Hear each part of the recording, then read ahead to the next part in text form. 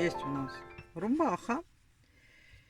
И теперь настал тот момент, когда мы оденем нашему кузе голову. Понимаете, это у нас будет нитяное крепление. Можно взять нитки другие, более крепкие, которыми вы привыкли работать для крепления головы. Я, в принципе, всегда брала и беру нитки те, которыми я вязала нашу игрушку. Как хотите, так и выбирайте. Потом нам понадобится вот такая длинная игла. Можно и покороче, просто у меня есть вот это. Я ее беру. Беру два отрезка нитки, чтобы мы могли зацепиться за шею и пройти через голову, чтобы нам этой длины хватило. Я прохожу дважды. Ну, для уверенности. То есть, что мы сейчас делаем? Вот просто берем нитки. Первый уровень я прохожу где-то примерно там, где, ну вот у нас будет уже как бы начинаться шея основная. Шея у домовенка не такая у нас длинная, у нас маленький. Поэтому я беру вот так крепление.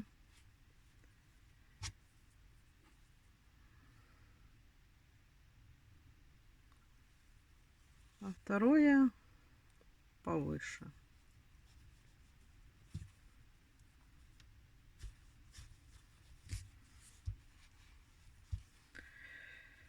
Вот, смотрите, есть у нас нити, которые сейчас у нас пройдут через голову. Значит, вот эти две нити мы выпускаем вот тут. Вот эти две нити мы выпускаем здесь.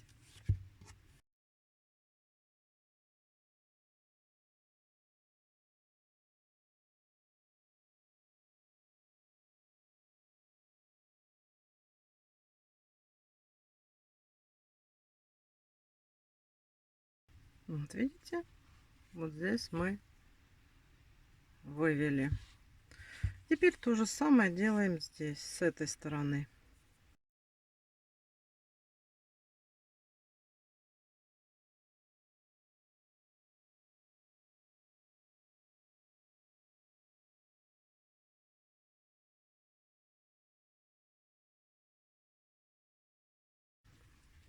Вот у нас с вами получилась вот такая конструкция. Теперь постепенно, подтягивая нитки и накручивая голову на основу, мы будем укреплять голову. Ну, чтобы вы смотрите, чтобы все ниточки подтянулись, чтобы все было хорошо. Вот у нас шейка есть, да, шея. Чтобы она не была слишком длинная, чтобы он не был у нас как гусь. Все-таки он у нас такой компактный домовенок. Вот. И после того, как вы уже определитесь с длиной шеи, подтяните хорошо все ниточки, что там нигде не будет никаких заломов, чтобы у нас потом не было неожиданности, что голова будет болтаться. Вот когда вы уже все это проконтролировали, все сделали, завязываем туго, чтобы они не растянулись нечаянно. Я завязываю на 3 узелка.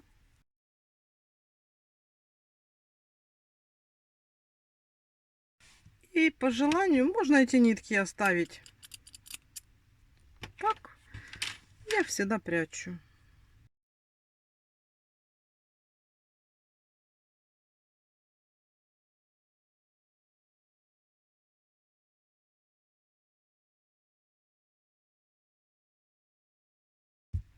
Смотрите, вот у нас Кузя. И вот у нас уже две игрушки, только эта игрушка у нас садится, тот, кто вязал такую. Это у нас просто как бы стоящий. Теперь надо делать прическу. Это как бы последний наш этап оформления головы далее.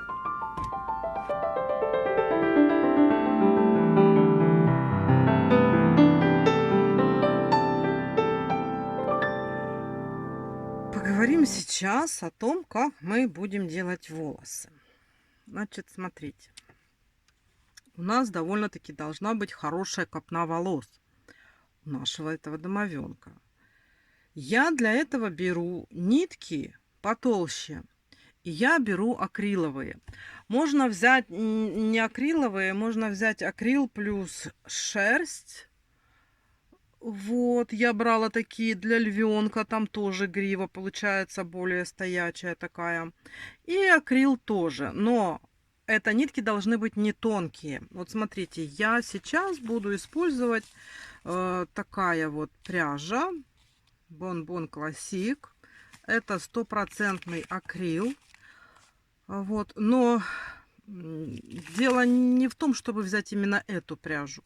Просто чтобы был плотный акрил, такой вот он торчащий, да, и чтобы эта ниточка была довольно-таки толстенькая. Вот эта нитка в 100 граммах 200 метров. Тут у меня порвалась, ну вот так вот, а. В 100 граммах 200 метров. Ну, можно взять немножечко тоньше, там вы уже смотрите. Толще, я думаю, наверное, будет не совсем красиво. Но надо смотреть по нитке. Вот такие вот, например, можно использовать. Это тоже такого же плана, тоже акрил. Чем оно хорошо, когда я делаю акрилом? Они не обваливаются. Они такие, знаете, упругие. И от поверхности головы игрушки они как бы торчат. Вот это нам хорошо, оно позволит создать больший объем. А если вы, например, возьмете тонкий хлопок, или даже не хлопок, а пусть даже будет это в смеси, хлопок с акрилом, да, оно все равно как-то обваливается, не будет объема. Ну, во всяком случае, когда я делала, то я видела разницу, что все-таки лучше брать такие пожестче ниточки, потолще, и тогда набрать вот эту вот шевелюру будет проще и красивее будет. То есть, вот смотрите, не принципиально брать Bonbon Classic. Может быть, вы просто подберете толстую ниточку в 100 граммах, например, 200 метров, можно 190 там, или 180 бывает. Ну, вы смотрите, чтобы вот оно выглядело симпатично, да. По поводу цвета можно брать хоть белый, хоть молочный, хоть бежевый какой-то. Главное, чтобы он был светлый. Вот, да. Его ж когда выкупали, он же такой светлый-светлый стал. Принцип пришивания прядей. Тут, конечно, надо посидеть. Я решила не делать трессы. Я вот в таких, например, в своих кузях, которые вот у меня, видите, тоже шевелюра тут такая. Я вот в этих кузях я делала трессы, и потом эти трессы пришивала. Это на машинке строчила. Ну, это ж так же, у кого есть машинка, у кого нет машинки. То есть я трессы решила не делать, не вязаные никакие. А просто сейчас мы вот таким вот способом. Вот смотрите, начинать надо примерно вот ниже ушка, да, ряд. Если захотите еще ниже, можно будет и ниже сделать. Ну, можно начать пока вот с этого ряда и заполнить всю голову. Я буду заполнять в каждый столбик, то есть в каждое отверстие между столбиками, для того, чтобы была действительно мощная, плотная шевелюра. Если будет не плотно, оно будет не очень красиво. Вот я закрепила. И иголочку, смотрите, я иголочку беру тупую, чтобы она не цепляла нити у нас, потому что у нас узелок должен сюда спрятаться. Если игла будет цеплять нити, то будет проблематично спрятать узелок. То есть, смотрите, вот так вот берем. Как всегда мы всегда делали.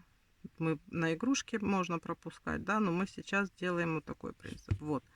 Вот у нас вот тут образовался узелочек такой. И мы здесь Вот так. Проходим в соседнее.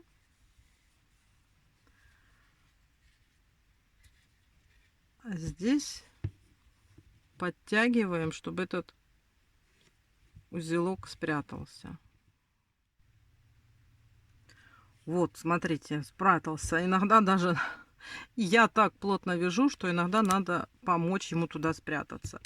И видите, вот благодаря тому, что оно толстенькое и оно акриловое, оно уже торчит. Мы потом можем подстричь, поэтому длину необходимо брать такую, чтобы пусть лучше будет немножечко длиннее, чем нам потом этой длины не хватит. Правильно? Я стараюсь всегда. Тут, в общем, надо хорошо затягивать. Ниточки толстые. И вот так вот мы с вами идем от одного столбика к другому.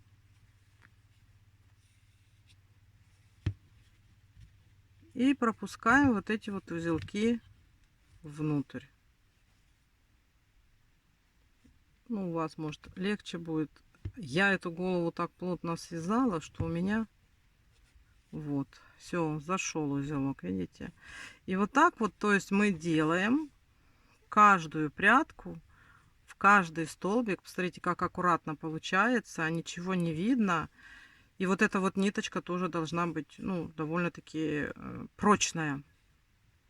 Итак, прядь за прядью мы делаем прическу нашему Козе.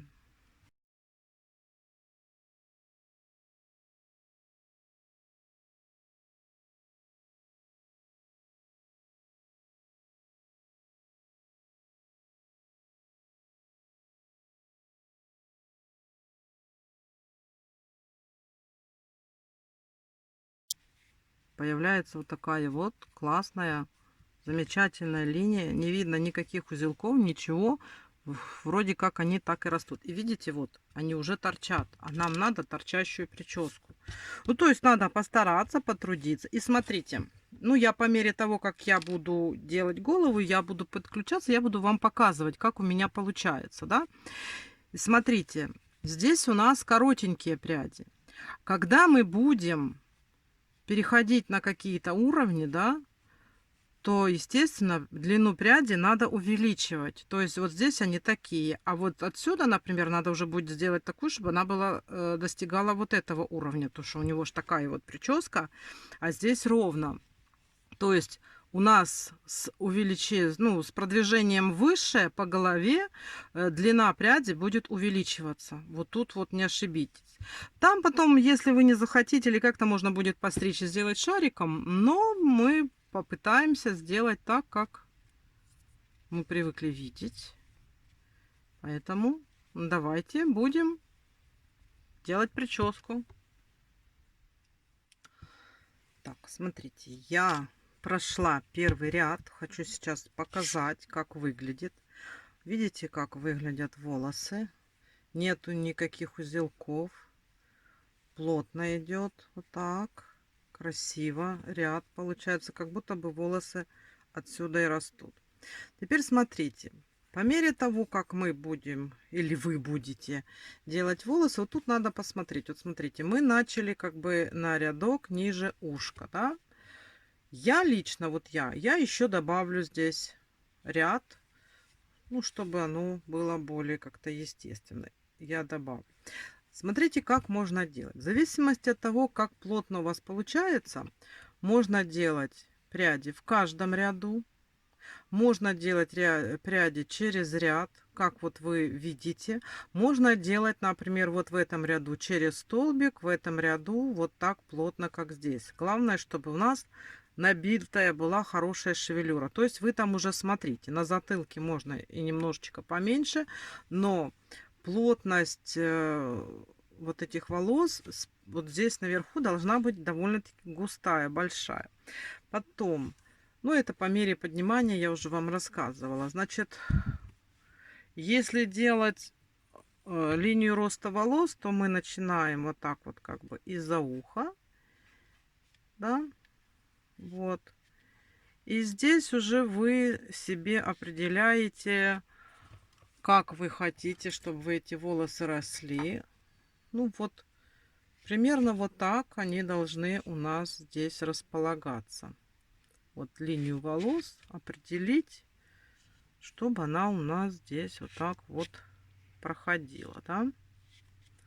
Вот, для создания прически.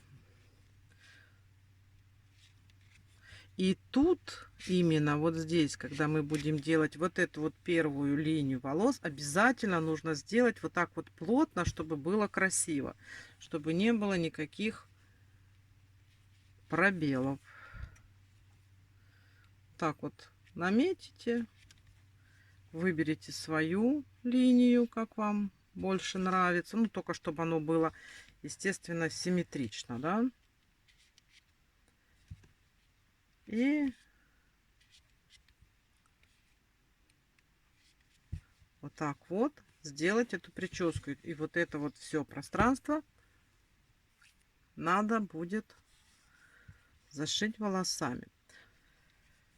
У меня плотное вязание, очень плотное, поэтому я фактически каждую дырочку вот эту вот я немножечко вот так растягиваю. Если у вас будет проблема с вхождением узелка внутрь, да, то можно немножечко растягивать вот эти дырочки, и уже тогда будет легче прятать узелок. Но получается красиво и очень хорошо. Так что вот у меня нитки хватило. Я сейчас пойду обратным ходом. И здесь я через рядок сделаю еще один ряд таких волос, чтобы вот у нас, вот, когда мы смотрим, ну, чтобы оно пониже было, да. Это мы потом пострижем, сделаем ему стрижку. Вот. Ну, все, давайте делаем. Продолжаем делать прическу нашему Кузе. Я вам показала один метод, как делать волосы с помощью иголки и протягивания узелков в голову между отверстиями вязки. И хочу показать еще один метод.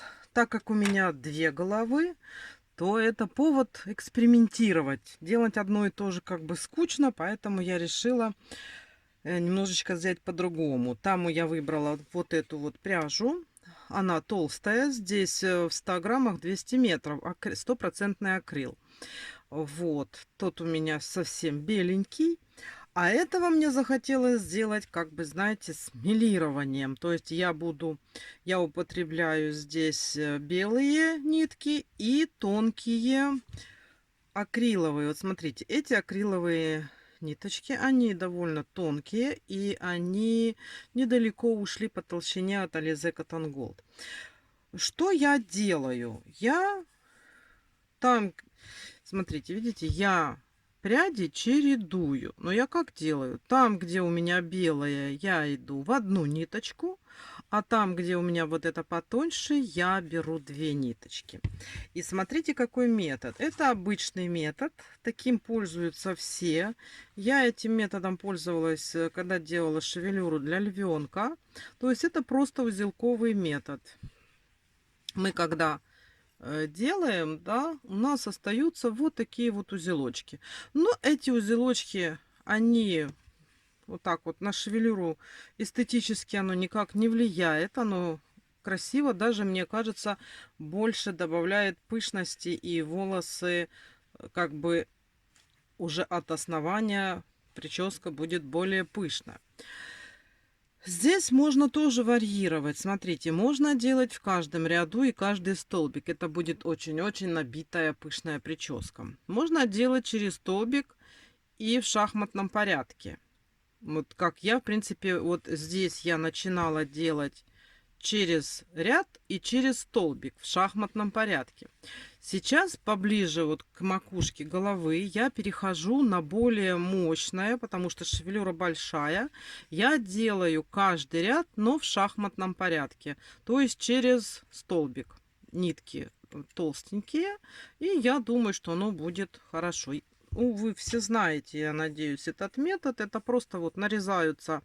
Я беру с каждым рядом, я смотрю, чтобы у меня была определенная длина. Чем дальше, тем больше длина, естественно. Но потом все равно надо будет подстригать. Я перестраховываюсь, они, видите, у меня длиннее получается, а их по плечи все равно надо будет все обстричь. Вот. Метод этот обычный. Я думаю, вы его все знаете. Здесь я уже уплотняю, делаю в каждом ряду, но в шахматном порядке. Вот сейчас у меня вот здесь, например, столбик, да. Вот так вот просто подхватываете, пропускаете и обычным методом делаете узелок. Потом пропускаю один столбик, подхватываю другой. И вот этой ниточки, которая у меня более тоненькая, я беру две. То есть вы тоже, смотрите, можете так выйти из положения, найти, как говорится, выход. Если не достали толстых акриловых ниток, а есть у вас вот такие вот потоньше, то можно в одно отверстие за один столбик хвататься и пропускать две пряди. Ну, и оно получается, в принципе, то же самое, да? То есть там берем и пропускаем. Так вот у нас получается. И так мы идем постепенно до конца. Там уже смотрим. Если вы почувствуете, что у вас слишком много шевелюры, можете более редко вставлять. Но у Кузи все-таки ого, какая прическа, да? Поэтому тут надо уж постараться. И что я хочу сказать, в этом Кузе я попробую здесь все сделать вот такими узелковыми присоединениями. Но край, основу, да, вот эта самая крайняя, которая у нас будет обрамлять голову, я все-таки сделаю методом с помощью иголки, прячу узелки внутрь изделия, чтобы было хотя бы крайний ряд был такой более естественный, как будто бы вот у нас волосы прямо растут.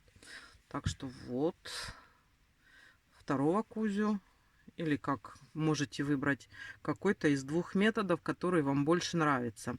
Ну, а там потом сравним, какой будет интереснее. Ну, в принципе, оно получится что так, красиво. Но вот этот вот метод крючком и узелковый более быстрый, конечно же. Ну, а тот более медленный, но более качественный. Там создается такое впечатление, что действительно волосы как будто бы прямо из головы растут. Более получается естественно. Ну что ж, продолжаем делать прически нашим кузям. И встретимся на стрижке. Вот мы сделали шевелюру для нашего домовенка.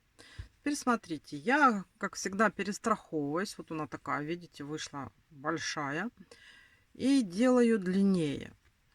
Сейчас надо прическу эту всю подровнять. Я вот беру такую большую расческу. Беру просто ножницы. И аккуратно начинаю срезать.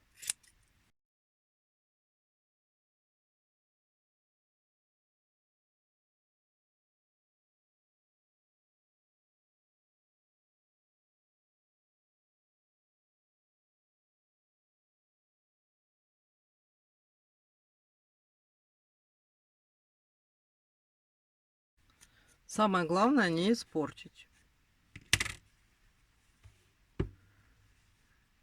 Тут нам надо будет, ну, более-менее уложить, потому что шевелюра большая.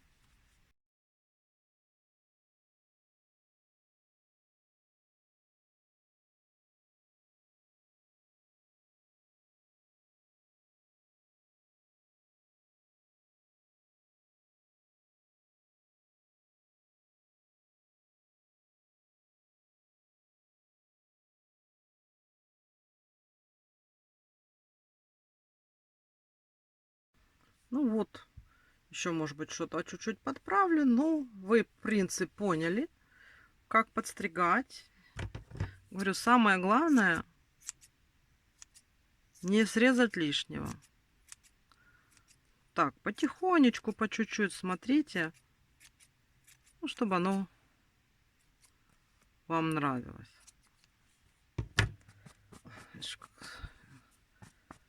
Вот. Так, что мы еще с вами сейчас о чем поговорим? Я всегда подкрашиваю. Сейчас я вам покажу, как я подкрашиваю. Вот Кузя. Он такой вот бледненький.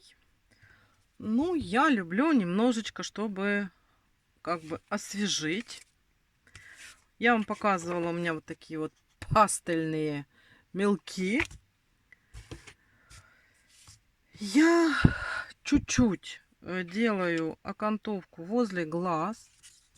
У меня вот такой темно-коричневый. Вот так вот на бумажке разрисовываю. Тоже очень аккуратно, чтобы не испачкать сильно игрушку. Но когда она подрисованная, она получается немножечко интереснее. Я это называю оживление.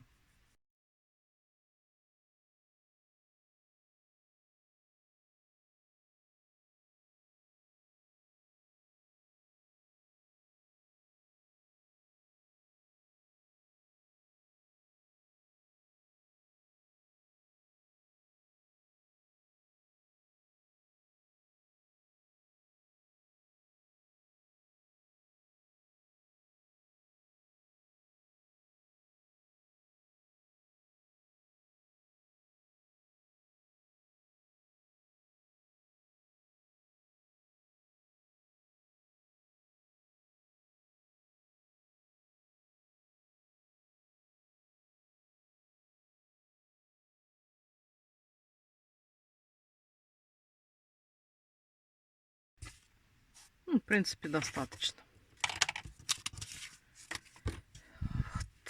Значит, смотрите, стрижем. Делаем такую прическу, как нам нравится. Вот тут у него вот так вот можно даже пряди брать. Так, туда закладывать. И вот так, видите? Вот. И получается настоящий Кузя. Теперь смотрите, так, это же у меня один Кузя. И вот у меня другой Кузя. У меня два Кузи. Сейчас, если выше поднимется. Вот, смотрите. У меня два получилось Кузи. Этот у меня немножко из других нитей. Я сделала белые с такими молочными, а это чисто беленький. Оба такие прически. Вот этот я вам показывала, это делала я узелковым методом. Этот метод, который с иглой, да, что мы все узелки прячем. Но я в этом вот край здесь, чтобы узелков не было, я сделала с помощью иголки. Ну, смотрите, что здесь шевелюра такая получилась шикарная. Что здесь получилась такая вот шевелюра шикарная. Настоящие Кузи после бани. Вот такие у меня два красавца. Только у меня вот этот вот сидит, можно его посадить. Этот у меня ножки не сгибаются. То есть какой захотите, такой и будете себе вязать. Ну и какой же Кузя у нас может быть без мешочка? Значит, смотрите, по поводу мешочков. Мешочки можно сделать двумя способами. Принцип один, но два способа. Вот этот мешочек, это обычная мешковина. То есть я взяла, вырезала по выкройке, ну как по выкройке, прямоугольник вырезала, сшила, вдела бечевку и сделала надпись. Для вот этих кузей я сделала немножечко по-другому. Раз у нас все вязаное, ну то есть вы можете вот такой мешочек сделать, это шикарный, замечательный мешочек. Для этих кузи я сделала, значит, я взяла вот это вот. Это та же самая бечевка. Я когда покупала, было написано шерсть. Но когда я стала вязать, это та же самая бечевка, которую я всегда покупала в обычных бобинах, но здесь нету вот этих вот, знаете, колючих включений, всяких утолщений. То есть это такая благородная бечевка, или как еще жгут называют, джут, да? Вот. Вот я с нее взяла, связала тоже, смотрите, заготовочку прямоугольную.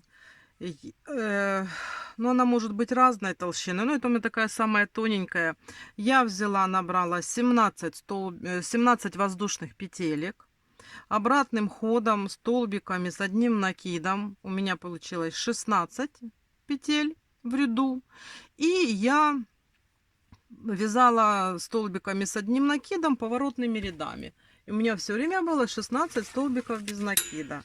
Сейчас я вам скажу, я связала в высоту 16 сантиметров. Это 8. Потом я пополам перевернула, ну, перегнула пополам. Здесь зашила и здесь зашила. Вот получился такой вот мешочек, да? По поводу надписи. Смотрите, берется обычная, самая обыкновенная какая-то у вас есть ткань. И делаете размером мешочка вот такую вот накладочку. Смотрите, накладочку можно вышить. Здесь у меня вышито. Это обычная вышивка. Шов назад иголку. Я так сильно в вышивке, как говорится, не очень. А вот так вот взяла, вышила. Или можно, вот как в данном случае я поступила, просто я написала красной ручкой обычной, гелевой, оно не растекается. Написала счастье. Можно вышить, то есть смотрите, как угодно, можно краской написать. Взяла, связала, у меня здесь цепочка из 80 воздушных петелек. Я просто протянула, сюда немножечко наполнителя поместила, протянула и сделала как бы вот такие вот двойные ручки. Можно даже одевать его назад рюкзачком. Вот такой получился мешочек. То есть вот просто здесь продела, потом это пришила. Или вышиваете, или пишете, пришиваете. Вот я обычным простым швом пришила, потом наполнила, взяла на узелок, и получился вот такой вот, смотрите, замечательный мешочек счастья. Писать можете все что угодно. Можете написать счастье, можете написать добро, что вам больше нравится, доброта, удача, что вы хотите подарить, то и пишите. Ну что, мы с вами проделали огромную работу. Не знаю, как у вас. У меня благодаря этому мастер-классу появилось 2 замечательных кузи. Хоть они и разные, я их одинаково люблю. Получила огромное удовольствие я лично от процесса. Приглашаю вас всех на мастер-класс. Кто пожелает, приходите, вяжите. На этом я все свои мастер-классы вот этим видео завершаю. Спасибо, кто со мной был. Спасибо, кто просто смотрел, кому было интересно. Спасибо тем, которые связали. Очень жду ваших фотографий, ваших домовят. Мне будет очень приятно. Присылайте. Я все время показываю, куда можно прислать. Можно прислать в телеграм-канал. Я там всегда. У меня мобилка постоянно при мне, и всегда у меня в руках телеграм-канал я проверяю регулярно. Можете прислать в телеграм-канал, можете прислать в контакт. Но контакт у меня работает плохо, я туда захожу периодически, но с трудом. Но тоже можете туда прислать. И у кого работает, если есть Инстаграм, присылайте в Инстаграм. В Инстаграм, чтобы вы понимали, можно и личное сообщение прислать, если чисто какое-то личное. можете со мной пообщаться. В телеграм-канале там общие комментарии, тоже можете пообщаться. В общем, я вас всех жду на мастер-классах, жду ваших работ. И все, у нас есть кузи. Желаю вам всем здоровья и удачи. И пока-пока.